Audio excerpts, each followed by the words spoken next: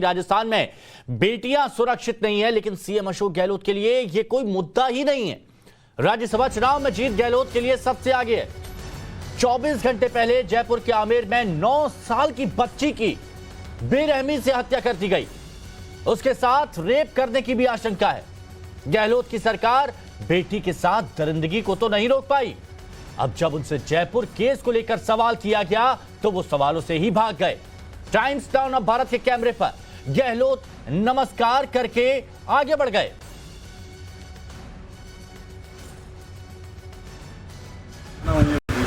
नमस्कार। कल आमेर में एक घटना हुई है बीजेपी की। नमस्कार। कल आमेर में एक घटना हुई है बीजेपी की। नमस्कार। कल आमेर में एक घटना हुई है बीजेपी की। नमस्कार। कल आमेर में एक घटना हुई है बीजेपी की। नमस्कार। ये देखिए, आपने सुन लिया होगा और एक बार नहीं सुना होगा, तो इसीलिए हमने 3 से 4 बार वो सुनवाया कि जब हमारे सहयोगी ने सवाल पूछा कि आमेर में एक बेटी के साथ दरिंदगी हुई, एक बेटी की हत्या कर दी गई, इस पर क्या, तो आप देखिए नमस्कार कहते हुए चले गए और यहीं जिम्मेदारी खत्म हो गई। भंवर एक मुख्यमंत्री जिस पर गृह मंत्रालय का भी जिम्मा है, कानून की भी जिम्मेदारी बागडोर उन्हीं के हाथ में है, और इस तरह का रवैया। देखिए, मुख्यमंत्री की बात नहीं है, ये बात सीधे सीधे गृह मंत्री की है। वो गृह मंत्री जिसके ऊपर आम आदमी की सुरक्षा, उसकी रक्षा, कानून के तहत उसके जीवन का यापन और तमाम जिम्मेदारियां होती हैं, लॉ एंड ऑर्डर की स्थिति। लेकिन लॉ एंड ऑर्डर की स्थिति राजस्थान में क्या है आप जानते हैं। जिस तरीके से महिलाओं के प्रति अपराध में राजस्थान नंबर 1 हो गया है पूरे देश में, वो भी किसी से छिपा नहीं है। एनसीआरबी के आंकड़े चीख चीख कर कह रहे हैं कि राजस्थान की कानून व्यवस्था को किसकी नजर लग गई है कोई पता नहीं है। सवाल जब पूछा जाए गृह मंत्री से कि महोदय जरा बता दीजिए कि राजधानी में एक बच्ची 9 साल की तड़प तड़प कर मर गई है, गला रेत कर उसको मार दिया गया है, उसके साथ रेप की आशंका है, मुख्यमंत्री कहते हैं कि नमस्कार। देखिए किस तरह के सवाल हैं और किस तरह के जवाब हैं। इतने संजीदा सवाल और इतने बचकाने जवाब। नमस्कार शब्द की भी तौहीन यहां पर लगती है जिस तरीके से उन्होंने इस सवाल का जवाब दिया। तो ऐसे में आप अंदाजा लगा सकते हैं कि जिनके मंत्री सदन में ये कहते हो कि प्रदेश मर्दों का है, यहाँ रेप होना लाजमी है, वहां के मुख्यमंत्री गृह मंत्री ये कहते हो कि अगर किसी बच्ची की हत्या और रेप हुआ है और उस पर सवाल कर ले जाए तो मुख्यमंत्री नमस्कार करके आगे बढ़ जाएं, तो ये सोच लेना चाहिए कि आने वाले समय में जनता अगर नमस्कार करने लगे। मुझे वही लग रहा है कि जनता इस वक्त अपने आप को कितना ठगा महसूस यहां पर कर रही होगी। आप हमारे साथ बने रहें।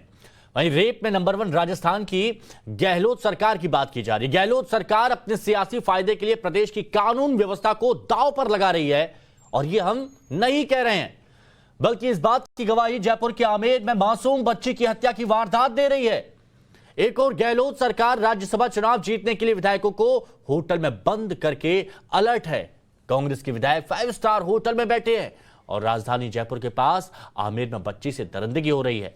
शनिवार को 9 साल की लड़की की डेड बॉडी मिली जिसके शरीर पर कोई कपड़ा नहीं था। शुरुआती रिपोर्ट में पता चला कि बच्चे की गला रेत कर हत्या की गई है। बच्चे के शव पर कपड़े नहीं थे, जिसके बाद यह आशंका भी जताई जा रही है कि बच्ची के साथ रेप किया गया और फिर हत्या कर दी गई। बच्ची के साथ निर्ममता को लेकर बीजेपी ने गहलोत सरकार पर हमला किया। बीजेपी अध्यक्ष सतीश पुनिया ने थाने जाकर प्रदर्शन किया और आरोप लगाया कि बच्ची के साथ रेप किया गया है। और इस मामले पर गहलोत की पुलिस क्या कह रही है वो भी सुनवाते हैं आपको। 7-8 साल की बच्ची है, तो कुछ देर बाद ये भी पता चला कि बच्ची मिल गई है, लेकिन वो मृत अवस्था में मिल गई। बच्ची का गला कटा हुआ है और नग्न अवस्था में है। अभी शरीर पर उसके वस्त्र भी नहीं है, पास में ही पड़े हैं। बच्ची की माँ उसे ढूंढ रही थी और कंट्रोल को भी सूचना दी थी कि इस तरीके से हमारी बच्ची गायब है। उसके बाद वो बच्ची ढूंढते ढूंढते जब वहाँ पहुँची तो उसे पता चला कि बच्ची उस मृत अवस्था में मिल गई। राजेंद्र राठौड़ बीजेपी नेता इस वक्त हमारे साथ फोन लाइन पर जुड़ चुके हैं। राजेंद्र जी, राजस्थान में चल क्या रहा है, अगर आप बेहतर तरीके से बता सके दर्शकों को तो। राजस्थान के अंदर मुख्यमंत्री जी 24 घंटे में तक लगातार अपनी सरकार को बचाने में जुटे रहते हैं। उन्हें कानून व्यवस्था की कोई फिक्र नहीं है। दुष्कर्म के मामले में नेशनल क्राइम ब्यूरो की रिपोर्ट के अनुसार राजस्थान 2 सालों में लगातार पहली पायदान पर खड़ा है। महिला बच्चियों के साथ दुष्कर्म, उस दुष्कर्म पर जब कभी भी मीडिया ने किसी भी स्तर पर विधानसभा में कहीं भी मुख्यमंत्री जी से सवाल करने की कोशिश की, मुख्यमंत्री जो गृह मंत्री भी है, इन सवालों का जवाब देने से हमेशा बचते रहे। असंवेदनशीलता की हद है। जब मैंने देखा एक संवाददाता पूछता है मुख्यमंत्री जी से सवाल और वो नमस्कार करके चल देते हैं। उनका ये नमस्कार राजस्थान की जनता से नमस्कार होगा, कांग्रेस की विदाई का नमस्कार होगा, के समय आने पर सारी बात सामने आ जाएगी। लेकिन राजेंद्र जी, जवाब मिलेगा कब सरकार से? देखिए, जवाब तो आप भी जान रहे होंगे, आप भी पूछ रहे होंगे ना सवाल, लेकिन ना आपको जवाब दिया जा रहा है, ना मीडिया को जवाब दिया जा रहा है, और इधर बच्चों की हत्या हो रही है, रेप पर रेप हो रहे हैं, और ऐसे में जिस तरह से तस्वीरें होटल से आई हैं, वो लगता है कि जख्मों पर नमक छिड़का जा रहा है। निश्चित तौर पर नमक ही नहीं, पहले जख्म करके फिर नमक से उस जख्म को भरा जा रहा है। क्योंकि आप देख रहे हैं राज्यसभा का चुनाव चल रहा है, हर विधायक जो इनको वोट दे या जो जिनका वोट इनको लेना है, उसके पुलिस की बाड़ाबंदी, पुलिस उसके घर पर तैनात की जाती है, पुलिस का एस्कॉर्ट की जाती है, और हमारी बच्चों की हत्याएं और दुष्कर्म, इसके अंदर पुलिस तफ्तीश करना भी अपना कर्तव्य नहीं समझती। इससे बड़ा दुर्भाग्य और इससे बड़ा दहशतगर्दी का वातावरण मैंने मेरे संसदीय जीवन में कभी नहीं देखा। राजेंद्र जी, हालात कब सुधरेंगे? कब लोगों को इंसाफ मिलेगा? कब लोग सुरक्षित महसूस करेंगे राजस्थान के?